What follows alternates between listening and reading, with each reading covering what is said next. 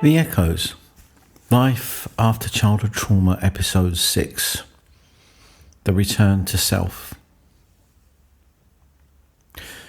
There wasn't a single cinematic moment where I looked in a mirror one day and loved what I saw. It wasn't that kind of change. It was slower, more earnest. It happened across years, and then suddenly in a handful of days when I realised I couldn't perform my life anymore. I'd built something large, staff, systems, a whole organisation designed to protect young people. The system routinely mishandled.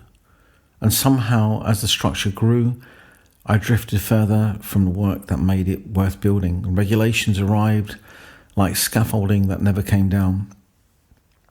Creativity was replaced with compliance. Care turned into containment, and I found myself sitting in an office that bore my name outside while my purpose stood with it outside, waiting to be let back in. That was the mirror, not glass but recognition. I had become what I swore I wouldn't, a figurehead inside a machine that called itself care while forgetting what care feels like. The decision didn't come cleanly. It arrived with the weight of a boy that I'd advocated for. A boy pushed into independence at 18 because some ledger somewhere on a social services desk said adulthood. A boy who ended up in a coma while the system asked me to sign him off his ventilator. I refused. He woke. He lived. Altered, yes, but he lived. Something in me woke with him. I couldn't pretend any longer this was a life I could stand in with integrity. So I shut it down. I wrote the letters. I gave the placements back. I chose the loss that would let me keep my soul. People sometimes call that bravery. Didn't feel brave. It felt like finally telling the truth out loud. I wasn't healed. I wasn't finished. I was simply done performing a version of myself that had drifted too far from the reason I began. Since then, I think about the parts we've named together in earlier episodes, the child, the watcher, the performer, and how they didn't evaporate when I made that choice. They changed jobs. The child is still here, and when there's room, I let him play, unobserved, unmeasured, allowed to laugh without a script. And the watcher still lives here too, but it's less a searchlight now, more a steward. Keeps me safe without stealing the moment. And the performer still takes the stage when work requires it, but it isn't a mask anymore. It's a craft, something offered rather than deployed. And they don't undermine each other now. They work as a team I built on purpose, each stepping forward when needed, each stepping back when not. That's what integration looks like from the inside, less like victory, more like a decent rota. In the therapy process, I see something similar happen in other people's lives. There is often a day, not a dramatic one, when the right key finally turns in the right lock and the face across from me softens as if a long argument has ended. They realise that the story they've been obeying was authored by necessity, not destiny.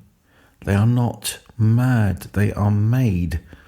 And if they were made, they can be remade. And the relief in that moment, it just isn't loud, it's cellular. The shoulders drop, breath lengthens, humour returns without apology. Person begins to recognise themselves without the interpreter standing between them and the world. I've had to forgive myself for the years when I couldn't do that. For choices that look poor from the safety of hindsight, but were the only choices available to a nervous system trying to keep a roof on. And context, crucially, rescues shame. When I look back with the compassion of context, I can see that many of my worst decisions were rehearsals for survival. They weren't true actions. They were authored by trauma. If that's you as well, then let the verdict stand altered. What you did was what you could do with what you had. You get to forgive yourself. You get to stop proving what you've already survived. And then the body follows, not with a fanfare, with ordinary mercies. Sleep arrives and stays. Laughter lands in the belly before the watcher can edit it, and stillness sits beside you without asking for proof. There's a day when someone raises their voice and your shoulders don't try to touch your ears. A morning when you look at your reflection and don't flinch, not because you like everything you see, but because you recognize the person looking back as the one who chose to live by truth rather than performance.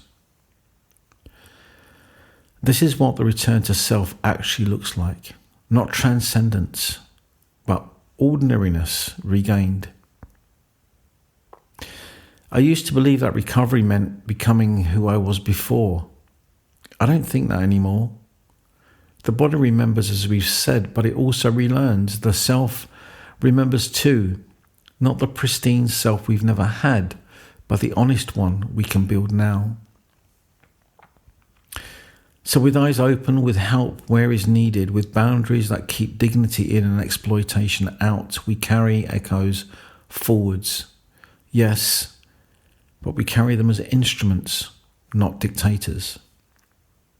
The watcher watches for sunlight and the performer moves for joy. The child laughs and is not shushed. So if you're somewhere on this road, recognizing that you can't perform your own life anymore, noticing the first unforced laugh, feeling the lock turn without having to kick the door, hold on to this. You are not what happened to you. You are what you choose to do with what remains. I don't offer this as advice. It's a quiet fact that waited for me until I was ready to believe it. Before we close, a small invitation to sit with, not solve. Where in your life are you still performing a version you no longer recognize? And what is the one honest thing you could do or stop doing that will bring you closer to yourself? No manifesto, one honest thing. And let the answer be small enough to do and true enough to matter. This is how we come home.